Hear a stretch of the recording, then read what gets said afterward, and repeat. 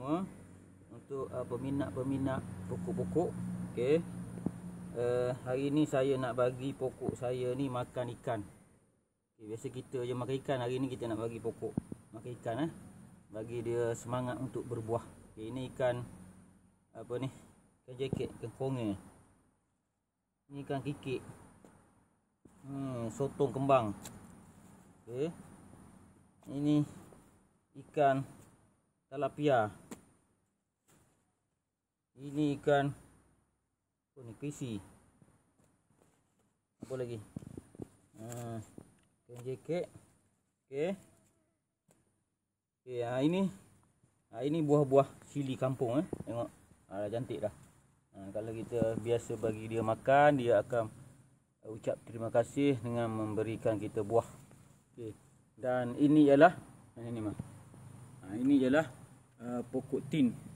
Ni nanti pokok tin dan pokok cili akan makan baja ikan dalam ikan ni kita panggil ada sejenis benda kita panggil FFA, fish fatty acid. Okey. Dan dalam tulang ikan tu ada kalsium untuk pokok. Okey.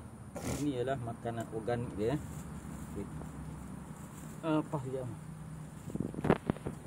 Pokok durian Belanda Nampak dah.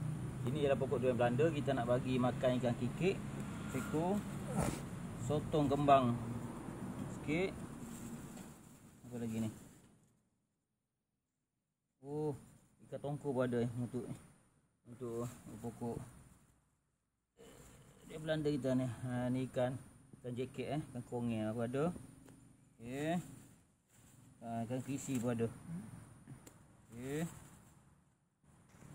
Bagi lagi. Ikan konge lagi. Okey. Sekian saja. Kalau kita ada apa-apa bahan organik di dapur, sisa-sisa tu kita boleh bagi pada pokok untuk bagi dia nutrien.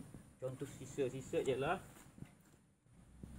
ini ialah kulit buah mangga pun boleh jadi baja juga.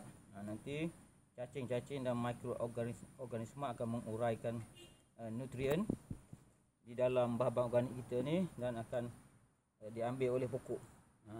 Itu termasuk dalam bab kita nutrien di dalam dunia kita ni. Sebab apa? Tuhan menciptakan ciptaannya secara berulang-ulang. Apa ni?